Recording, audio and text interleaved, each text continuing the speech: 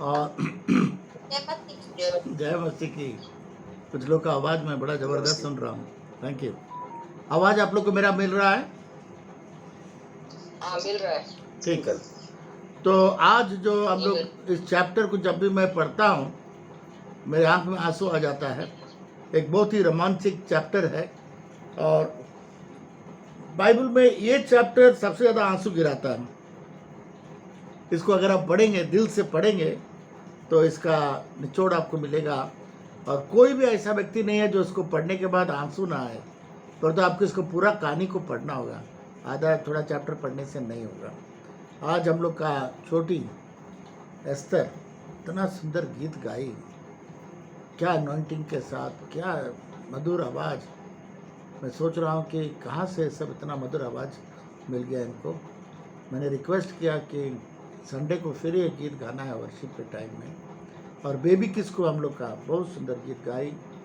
Baby सचमुच एक आशीष का कारण हुआ, बेबी का गीत। और हम लोग का निकी ब्रदर, जब उनका ऑपरेशन हुआ है, डॉक्टर उनको बोला आराम करने के लिए। मैं उनसे कहा कि चलिए हम लोग आराम करते हैं, आप आराम करिए, आज मत आइए, आज हम लोग नहीं करेंगे।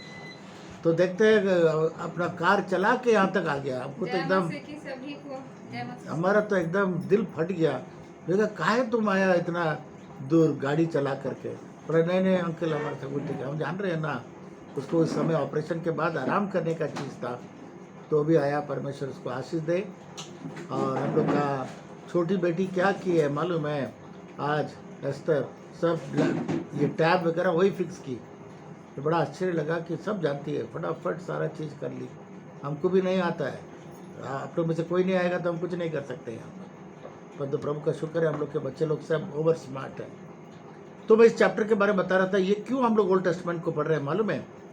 ओल्ड टेस्टमेंट को इसलिए हम पढ़ा रहे हैं ताकि परमेश्वर के बारे में अच्छा आपका ज्ञान हो। और इस पुराना नियम में परमेश्वर ने मनुष्य के साथ कैसे व्यवहार किया और मनुष्य परमेश्वर के साथ कैसे व्यवहार किया, परमेश्वर ने अपने आप को कैसे प्रकट किया। अगर परमेश्वर के बारे में जानना है, बिना पुराना नियम का आप नहीं जान सकेंगे। अगर गहराई से आप जानना चाहते हैं, आप अगर मैं बोलूँगा कि क्या आपने नरेंद्र मोदी जी का बारे में आप जानते हैं, तो कितना आप बता सकेंगे? तो उनका आप लाइफ स्टोरी पढ़ना होगा, बायोग्राफी पढ़ना होगा, उनके पिछले जीवन को भी पढ़ना होगा, उनका स्वभाव जानने के लिए, उनके काम करने का तरीका जानने के लिए। उसी प्रकार से ओल्ड टेस्टमेंट जब तक आप नहीं पढ़िएगा, ये यीशु मसीह का भी छाया है, तब आप परमेश्वर को बहुत नज़दीकी से जानेंगे। एक बच्चा दूर से हवाई जहाज को देखा और पापा से कहा, पापा ये तो इतना छोटा हवाई जहाज है, इसमें तो एक आदमी भी नहीं बैठ सकेगा। पापा बोला, नहीं बेटा, इसमें बहुत आदमी लोग बैठ के जाता है। नहीं पापा, देखो ना, इतना छोटा है, इसमें ऐसा लगता है कि एक चिड़िया भी इसके अंदर में नहीं घुस सकता। जब वो हवाई जहाज नीचे उतरा तो बाप ने पूछा, बेटा को देख रहे हैं अभी? हाँ देख रहे हैं। बहुत बड़ा जहाज, उसमें 600 आदमी बैठ के उतरा। तो बहुत आश्चर्य किया, पापा अब दूर से तो पता नहीं चलता कि एक आदमी भी बैठने का जगह नहीं, यहाँ पर 600 आदमी बैठ कर के इसमें आया। बोला हाँ। उसी प्रकार से दूर से गॉड को देखेंगे तो नज़र गॉड के बारे में हम लोग को बहुत कम नज़र आएगा, कम बातें जानेंगे। जब नज़दीकी से गॉड को हम लोग जानेंगे तो हम लोग का विश्वास भी बढ़ेगा और हम लोग जान लेंगे कि जीवित सृष्टिकर्ता परमेश्वर पहला आदमी और औरत को बनाने के बाद कैसे कैसे लोगों के साथ व्यवहार किया। बाइबल का एक सबसे बड़ा चीज़ यह है, पहला आदमी और औरत को परमेश्वर बनाया और उसका वंशावली के साथ में कहानियाँ आती है और ये ऐतिहासिक भी है। तो इसलिए कोई मन ग्रंथ कहानी नहीं है। तो इसलिए परमेश्वर को जानने के लिए ये बहुत इंपॉर्टेंट है, इसको जानना। तो यहाँ पर ज़रा सा बैकग्राउंड मैं आपको दूंगा, क्योंकि आज 44 चैप्टर पढ़ना था, तो मैंने एक चैप्टर मिस किया क्योंकि बहुत लंबा हो जाएगा पढ़ने के लिए। तो इसलिए मैं सोचा कि मैं आपको संक्षेप में बताऊं कि कुछ बातें, सब बातें आप लोग घर में भी पढ़िएगा। जैसा आप जानते हैं स्कूल में कुछ पढ़ाया जाता है, होमवर्क घर में भी करना पड़ता है। तो यहाँ पर यूसुफ जो था वो यीशु मसीह का एक पैरेलल है। उसको 11 भाई में वो एक भाई था और उसको भाई लोगों ने उसके ऊपर बहुत जलन करते थे, क्योंकि वो बहुत सारा दर्शन देखता था और परमेश्वर उसको बताता था। और उसने देखा कि सारे लोग उसको दंडवत कर रहे हैं, उसका भाई लोग भी दंडवत कर रहा है। और परमेश्वर ने उसको भविष्य को दिखाया कि एक दिन वो गवर्नर बनेगा और ये लोग सब आके उसके सामने झुकेंगे। परंतु उसका पिताजी सब कुछ सुन करके अपने ध्यान में रखा, परंतु भाई लोग बहुत गुस्सा हो गया। क्या हम लोग क्या तुमको जाके दंडवत करेंगे, ये करेंगे, वो करेंगे, गुस्सा हो गया, उसको नफरत करने लगा। उसका बाप उसको बहुत प्यार किया तो उसको एक अच्छा रंग बिरंगी कपड़ा भी दिया, परंतु उसको भी वो भाई लोग को बहुत नफरत हो गया। ऐसे होता है कि घर में भी हम लोग देखते हैं ना, भाई बहन में, भाई में कभी कभी नफरत हो जाता है। अब अगर पिताजी कुछ भला बोले किसी के बारे में तो दूसरा गुस्सा हो जाता है, क्या वही उतना करता है, मैं नहीं करता हूँ। ये स्वाभाविक चीज़ है ना। और ये इन भाइयों में था क्योंकि ये लोग बहुत संसारिक था।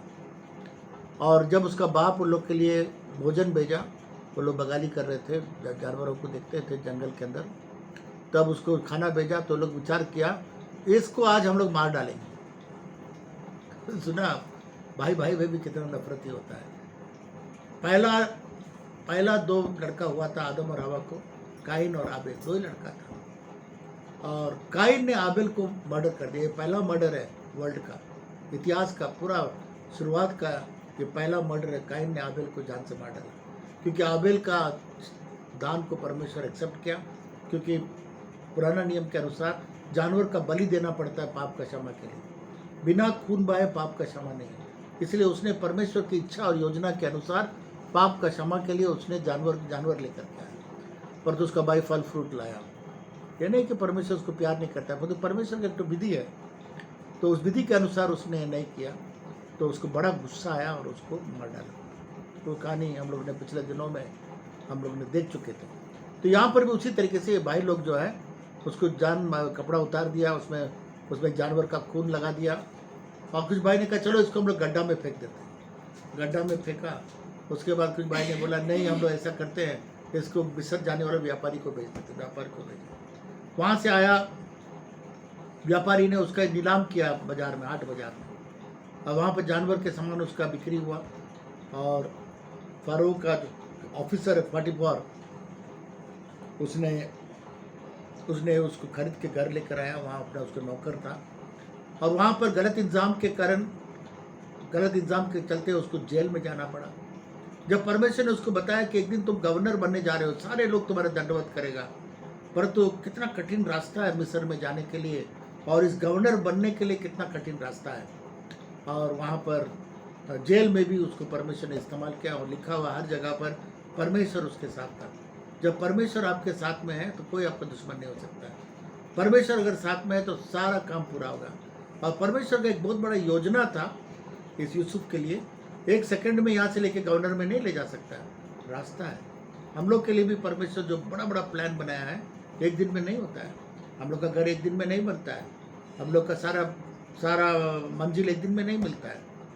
हाँ, जल्दी मिलता है अलग बात है, परंतु समय लगता है परमेश्वर को ले जाने के लिए। उसके बाद जो सपने का अर्थ बताया था, वही व्यक्ति 2 साल भूल गया। फिर राजा को बताया। जब राजा ने भयानक सपना देखा, बोला एक आदमी है जेल के अंदर में, उसका नाम है यूसुफ। और यूसुफ जो था उसको राजा ने कहा लेकर आओ, उसका दाढ़ी बनाएगा। बाइबल के अंदर में सबसे पहला दाढ़ी यूसुफ को बनाया करके यहाँ पर हम लोग देखते हैं। और वहाँ पर लाके राजा ने पूछा इसका अर्थ क्या है? अर्थ यह है 7 साल बहुत अच्छा अनाज होगा, 7 साल अकाल होगा। क्या करना चाहिए? अनाज जो सब जमा करना चाहिए। तो राजा ने क्या किया? फरोह ने क्या किया? उसने उसको प्रोदी का ये बंद करी, आपका आवाज बंद करना। तो राजा ने कहा इससे अच्छा कौन हो सकता है? यूसुफ को गवर्नर बना दिया। बोला तुम ही इसको देखो। 7 साल का जो अनाज आया, उस अनाज को सब उसने जमा किया। 7 साल पूरा अकाल चारों तरफ में आया, चारों तरफ अकाल आया। तो जोसेफ का जो भाई लोग और पिता जो था कनान देश में, वे लोग को भी खाना कुछ नहीं था। वे लोग खाने के खोज में, खाना खरीदने के लिए वे लोग मिस्र में आया यूसुफ के पास में। और तब तो सब कहानी आपको मैंने पिछले दिनों में बताया। यूसुफ जो है देख लिया कि ये मेरा ही भाई लोग है, और अपने आप को प्रकट नहीं किया। इसलिए प्रकट नहीं किया क्योंकि उसका एक और भाई है बेंजामिन, उसको देखना चाहता, कहीं बेंजामिन को भी मेरे तरह कहीं मार तो नहीं दिया। और उनके बाप सबको यहाँ लाना चाह रहा था, इसलिए कुछ चीज़ों को उसने किया ताकि इस भाई लोग को परख के देखने के लिए, और भाई लोग को बहुत सारा चीज़ों से परख के देखा और उनको भी तोड़ना पड़ा, उनको भी नम्र होना पड़ा, और वो जांच के देखा कि हाँ अभी मेरे भाई लोग सब समझदार हो गया है और वे लोग का जो दिमाग पहले जैसा था वैसा नहीं है, तो भी उसने उसको प्रकट नहीं किया। और लास्ट में उसने कहा कि मेरा, बोला कि एक भाई और है आप लोग का, छोटा भाई बेंजामिन, उसको लेकर आइए।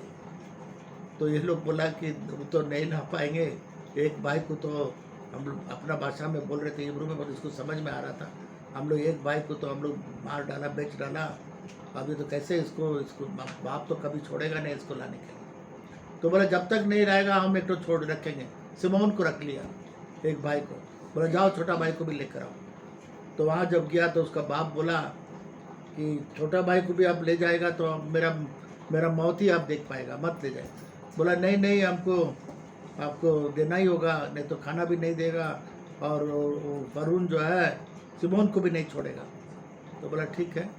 उसका बाप ने बोला अगर ये अगर तुम वापस नहीं लाओगे तो मेरा चेहरा नहीं देखोगे, मैं मर जाऊंगा। तो लास्ट में उसको भाई को भी लेकर आया। जब यूसुफ ने देखा अपना छोटा भाई बेंजामिन को, आंसू में रोने लग गया, छिप करके जा करके लोग के सामने नहीं रोया, जाके रोया, और उसका भाई लोग उसको इतना नफरत किया, गड्ढा में फेंका, बेच डाला, पर तो सारा चीज़ को क्षमा कर दिया। आज भी हम लोग के जीवन के अंदर में आज बहुत सारे लोग क्षमा का नहीं है, क्षमा कर नहीं पाते, मरने तक क्षमा नहीं करते, दिल के अंदर में गुस्सा रखते हैं। माँ बेटी को, बेटी माँ को, बेटा माँ को, माँ बेटा को, भाई भाई को, दोस्त दोस्त को, ऐसा करते। मैं कभी ज़िंदगी भर नहीं क्षमा करूँगा। मेरी चचेरी बहन थी, उसने अपने मर्जी से शादी किया, इसलिए उसका माँ बाप बहुत गुस्सा हो गया, और उसका मरने तक ना उसका बच्चों को देखी, ना उससे मुलाकात की, और उससे वो नहीं भेंट करना चाहती थी। जब वो बिस्तरा में थी, हॉस्पिटल में आईसीयू में थी, तो मैं मेरा चचेरी बहन को लेके गया। मैंने कहा कम से कम मरते समय इनका मेल मिलाप करा देंगे। और जब मैं गया, सब मास्क लगा हुआ, पाइप सब लगा हुआ, हम लोग क्या बोल रहे हैं वो नहीं सुन पा रही, वो नहीं सुन पा रही। तो लास्ट में भी उसका मेल मिलाप नहीं हो पाया, वो मर के चले गए। तो बाइबल में लिखा हुआ अगर तुम दूसरों को नहीं क्षमा करोगे तो परमेश्वर कैसे क्षमा करेगा। इसलिए हम लोग को दूसरों को क्षमा करना है। यीशु मसीह को क्रूस पर चढ़ाया, जितने लोग चढ़ाया उस सबको माफ़ किया। बोला परमेश्वर ये नहीं जानते हैं लोग क्या कर रहे हैं। उन्हीं लोगों के लिए वो क्रूस पर बलिदान हो रहा था, और उन लोगों को माफ़ कर दिया, और उनके माफ़ करने के कारण एक भी नरक में नहीं जाएगा। इसलिए नहीं जाएगा क्योंकि यीशु मसीह ने क्षमा कर दिया। अगर यीशु मसीह पर लोग विश्वास नहीं करेगा तब नरक में जाएगा, वो अलग बात है, परंतु इस क्रूस पर चढ़ाने के कारण नहीं जाएगा क्योंकि यीशु मसीह ने उन लोगों को क्षमा कर दिया। तो यहाँ पर हम लोग देखते हैं कि उसने वो लोग को प्रकट नहीं कर पाया, परंतु उसने इस प्रकार से उन लोग को खाना खिलाया, कुछ एक्स्ट्रा खाना भी अपना छोटा भाई बेंजामिन के लिए भेजा, और उसको जाके बोला कि किसी भी तरीके से आप लोग बेंजामिन को लेकर आइए। तो ये लोग बोला देखिए अगर हम लोग बेंजामिन को नहीं लाएंगे, अगर बेंजामिन को लाएंगे तो पिताजी पसंद नहीं करेगा। नहीं, तो जब ये लोग लाया और बेंजामिन को देखा, बहुत खुश हो गया। आप बोला कि बेंजामिन को आप यहीं पर रखिए और आप लोग जाइए बाप को लाइए। तो लोग बोला कि नहीं पापा, अगर हमारा पिताजी छोटा बेटा को नहीं देखेगा, बेंजामिन को नहीं देखेगा, मर जाएगा, और आप बाप को नहीं देख पाएंगे, और मेरे बाप को आप लोग देख नहीं पाएंगे। तब यूसुफ और बर्दाश्त नहीं कर पाया, उसने अपने आप को प्रकट किया कि मैं ही तुम्हारा भाई हूँ। आप लोगों के परमेश्वर ने आप लोगों को जिंदा रखने के लिए हमको मिस्र देश में भेजा, नहीं तो आप लोग खाना नहीं मिलने पर आप लोग मर जाते। आप लोगों ने मेरे लिए बुरा किया, पर तो परमेश्वर मेरे लिए और आप लोग के लिए भला किया। इसीलिए निराश मत हो, गुस्सा मत हो। तुम लोग जो किया परमेश्वर को सब मालूम, पर तो परमेश्वर ने उसमें भी भलाई को उत्पन्न किया और मुझे यहाँ पर मिस्र में लाया। अगर आप लोग नहीं बेचते तो मैं यहाँ पर नहीं आता। आज मिस्र देश में इतना बड़ा गवर्नर या राष्ट्रपति या प्राइम मिनिस्टर या अधिकारी मैं नहीं बनता। और उसने कहा कि अभी तो 2 साल ही हुआ है अकाल का और 5 साल बाकी है। और उसने सबके साथ गला मिला, अपने छोटा भाई से भी गला मिला और बोला जाओ मेरे बाप को लेकर आओ। और मिस्र देश का फरोन राजा ने उन लोगों को गाड़ी दे दिया, बोला जाइए इस गाड़ी में, उसका बच्चा लोग सारा सामान उमान सब भर कर लेकर आए, उसको वाहन दे दिया और वो जा कर के अपने पिताजी के लिए 10 गदा पूरा अच्छा खाने का ये काजू किशमिश क्या क्या सूखा चीज़ सब दिया खाने के लिए। 10 मादिन जो गधी है उसको भी दिया, उसमें सारा मकई पूरा भर करके अपने बाप के लिए भेजा।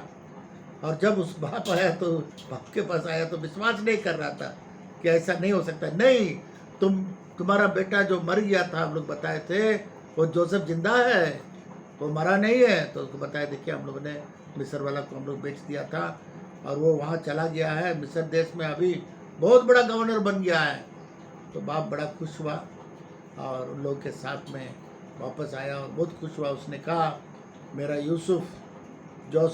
जोसेफ बेटा जिंदा है, मैं उसके पास जाऊंगा और उसको जाकर देखूंगा। एक रोमांचिक कहानी है, ये सारा भाई और परिवार एक साथ मिलते हैं। और इन लोग के चलते वो मिस्र में गया और कई सालों वे लोग मिस्र में रहा। जब वहाँ से निकल करके आया तो ये 12 भाई लोग 25 लाख हो गया। 12 भाई लोग 25 लाख। संताल पगना में भी 12 भाई लोग का कहानी हम लोग देखते हैं। वहाँ पर भी ये 12 भाई लोग को परमेश्वर ने इतना आशीष दिया कि वे लोग इतना फला और फूला मिस्र देश में। और जब वो लोग वहाँ से निकल करके आया 25 लाख हो गया। तो ये कैसे निकला, ये कहानी भी बहुत रोमांचिक है। इसके बारे में मैं अगले इसमें मैं आपको बताऊंगा कि ये लोग मिस्र में से किस तरीके से वहाँ से निकल करके आया। जब यूसुफ का जो जानता था वो फरोन मर गया, दूसरा फरोन आया, तो वे लोग उतना अच्छा नहीं था यूसुफ के परिवार के प्रति। और यूसुफ का परिवार के वहाँ के लोग को बहुत गुलामी खटाया। वो लोग उस समय ईंट बनाना था और ईंट बनाने के लिए और मिस्र देश को ये जोसेफ का भाई लोग और उसके खानदान मिस्र को बनाया, पूरा मिस्र को बनाया। उसी तरीके से आप देखिएगा जब लड़ाई का सेकेंड वर्ल्ड वॉर के बाद लंदन भी बहुत डिस्ट्रॉय हो गया था, बहुत बर्बाद हो गया था। तो इंडिया और अफ्रीका के लोग जा करके वे लोग मेहनत करके मजदूरी करके वे लोग इस देश को फिर बनाया। जैसा आप जानते हैं कि यहाँ पे सत्याल पगना में यहाँ के लोग जाते हैं बंगाल में जाके बहुत मेहनत करके आते हैं। उसी तरीके से इंडिया और अफ्रीका देश से सब जा करके लंदन का जितना भी युद्ध में ख़त्म हो गया वो लोग जाके बनाए। उसी तरीके से आप देखिए अमेरिका को भी बहुत चीज़ों को बनाया अफ्रीका के लोग, और इंडिया के अफ्रीका के लोग गया गुलाम बन करके गया और वहाँ जाके काम करके वे लोग देश को इतना सुंदर बनाया। उसी तरीके से यहाँ पर हम लोग देखते हैं कि मिस्र के ये जो यूसुफ का जो भाई लोग और उसका परिवार था, वे लोग को चाबुक से मार के ईंट बनवाया और बड़ा बड़ा बिल्डिंग सब मोहरत सब बनाया, सब कुछ बनाया। और उसके बाद फरोन लोग को नहीं छोड़ रहा था क्योंकि पुराना फरोन तो मर गया, नया फरोन यूसुफ के पूरे हिस्ट्री को उतना नहीं जानता है, तो वो लोग को नहीं छोड़ रहा था। ये भी एक बहुत बड़ा कहानी है जिसको मैं आपको बताऊंगा कि किस प्रकार से ये लोग मिस्र में से निकल करके आया। बहुत बड़ा कहानी है और इसको मैं अगले प्रोग्राम के लिए मैं आपको रखूँगा। और अभी बहुत इंटरेस्टिंग बातें आएगा आपको कि परमेश्वर ने किस प्रकार से इज़राइल लोगों के लिए एक लीडर चुना और उस लीडर के द्वारा उन लोगों को मिस्र देश में से निकाल करके लाया। उत्पत्ति किताब जो है बहुत ही एक्सेलेंट किताब है। ये इन द बिगिनिंग शुरू से है ना और मौत तक दिखाता है ये उत्पत्ति का किताब। तो प्रभु आपको आशीष दे। इसके द्वारा 2-3 तो लेसन हम लोग पाते हैं। एक, परमेश्वर आपको जो बताया, परमेश्वर जो आपका मंजिल जो है कभी देरी हो सकता है, चिंता मत करिए। रास्ता आपका बहुत कठिन हो सकता है, कठिन पथ हो सकता है, चिंता मत करिए और निराश मत होइए और डिस्करेज मत होइए। पर तो परमेश्वर जो मंजिल आपके लिए चुन के रखा है वो बहुत ही शीघ्र आपके लिए आने वाला है। नंबर 1। नंबर 2, जितने भी हम लोग का भाई लोग बहन लोग हैं, हम लोग एक दूसरे की क्षमा करना चाहिए। और कैसा यूसुफ, जबकि इतना भाई लोग उसका इतना नफरत करके इतना कुछ उसके अगेंस्ट में किया, क्षमा किया और वो एक जरिया बना पूरा परिवार को अपने पास लाने के लिए। कई बार परिवार में झगड़ा झंझट होता है, भाई बहन से, बहन नहीं पसंद करता हूँ, मैं नहीं करता। मेरा अन्ना बेटी जो है वो कितना 7 भाई लोग के बीच में, उसका पति का 6-7 भाई लोग हैं, पर तो बड़ा प्रयास करती है सब भाई लोग को एक साथ रखने के लिए, सब भाई लोग को एक साथ रखने के लिए। और ये परिवार के लोग करना चाहिए, कम से कम एक तो व्यक्ति होना चाहिए जो सारा परिवार को साथ में लाने के लिए, है ना। कैसे सबको क्षमा करके किस प्रकार से होना चाहिए। सब भाई बहन लोग एक साथ रहने से कितना आनंद आता है ना। जोसेफ को कितना आनंद हुआ कि उसके सारे भाई लोग लौट गए, बाप भी लौट गया, एक घर जो टूटा हुआ था, बिछड़ा हुआ था, कितना आनंद हुआ। एक घर में जब साथ रहते हैं बहुत आनंद आता है, जब बिछड़ जाता है, लड़ाई झगड़ा करके एक उधर चल जाता है, इधर चल जाता है, कोई घर छोड़ के चल जाता है। तो इसके लिए हम लोग को प्रार्थना करना है, हम लोग का जीवन ऐसा नहीं होना है। और ये जुड़ने के लिए एकमात्र रास्ता है क्षमा, और कुछ नहीं, केवल क्षमा। और यूसुफ ने कितना कुछ उसके बाप के लिए किया, अपने भाई लोग के लिए किया, ये हम लोग भूलना नहीं चाहिए। हमेशा जब परमेश्वर हम लोग को आशीष दिया है, हम लोग अपने भाई लोग को, बहन लोग को, जो परमेश्वर हम लोग को दिया उनको मदद करना है, उनको प्यार करना है। जैसा इसने सारा अनाज, सारा चीज़ भेजा और अपने बाप को और अपने भाई लोगों को अच्छा से देखभाल करके उन लोगों को जगह पर बसाया, कितना आनंद का बात है। उसी प्रकार से हम लोग भी अपने परिवार में जुड़े रहें और प्यार करें, एक साथ रहें।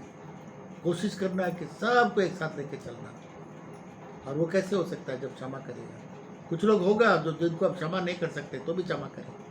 यूसुफ को इतना कुछ खराब किया भाई लोग, मैं सोचता हूँ आप और मैं रहने से क्षमा करना बहुत मुश्किल होता, और उसने क्षमा किया। क्षमा करना ही बहुत बड़ा बात है, और उसी में प्यार बढ़ सकता है, उसी में प्यार, बिना क्षमा का प्यार नहीं होता। मेरी दीदी जब शादी हो गया तो मेरा दीदी हमको बोली, विदा करने के समय हमसे बोली कि जितना कुछ लड़ाई हो जाए, कुछ भी हो जाए, रात को सोने से पहले मेल मिलाप करा देना। ये एडवाइस हमको दी थी, और इसको हम लोग बहुत कोशिश करते हैं पालन करने के लिए, है ना। गुस्सा झगड़ा झंझट होता ही रहता है, परंतु हम लोग एक दूसरे को क्षमा करना चाहिए। और परिवार में भी, बच्चों के बीच, परिवार के बीच, भाई बहनों के बीच, है ना, न क्षमा करने का चीज़ें अलगाव करता है। और क्षमा जो है ना, दो पावरोटी के बीच में जैम बटर डालने से कैसे चिपकता है, वो है क्षमा। क्षमा एक दूसरे को नज़दीक लाता है, प्यार करता है। मैं एक परिवार को मैं जानता हूँ, उसका भाई लोग सब बहुत लड़ाई करता है, उससे बहुत गाली देता है, बहुत लड़ाई करता है, और वही वो लोग को मदद करता है, पैसा देता है, सारा चीज़ करता है, तो भी गाली देगा, वो भी लड़ाई करेगा, पर उसके बाद में उसका बड़ा भाई बड़ा दोस्ती वो लोग के साथ करेगा, सब भूल जाएगा एक सेकंड में। ऐसा होना चाहिए हम लोग। कि तो लड़ाई झगड़ा हो जाए कोई बात नहीं, अपने भाई लोग हैं, क्षमा करो, क्षमा करना चाहिए। क्योंकि देखिए हम लोग का बच्चा लोग क्या कर जानता नहीं है। कभी के माँ, मैंने देखा एक छोटा सा बच्चा अपने बाप के ऊपर थूकता था, मारता था, जूता से मारता था, पैर से मारता था, तो भी उसका बेटा बाप उसको बहुत प्यार करता था। क्यों? मेरा बच्चा है ना, नादान है। उसी प्रकार से हम लोग अपने भाई बहन, अपने परिवार, अपने बच्चों को सब प्यार करना चाहिए, क्षमा करना चाहिए। दिल के अंदर में कड़वाहट लेकर के नहीं मरना है, कड़वाहट को लेकर के बहुत दिन नहीं चलना है। उसमें क्या होगा मालूम है? उसमें डॉक्टर लोग कहता है, न क्षमा का आत्मा जब आपके हृदय में आ जाता है, आपके पेट में अल्सर हो जाते हैं।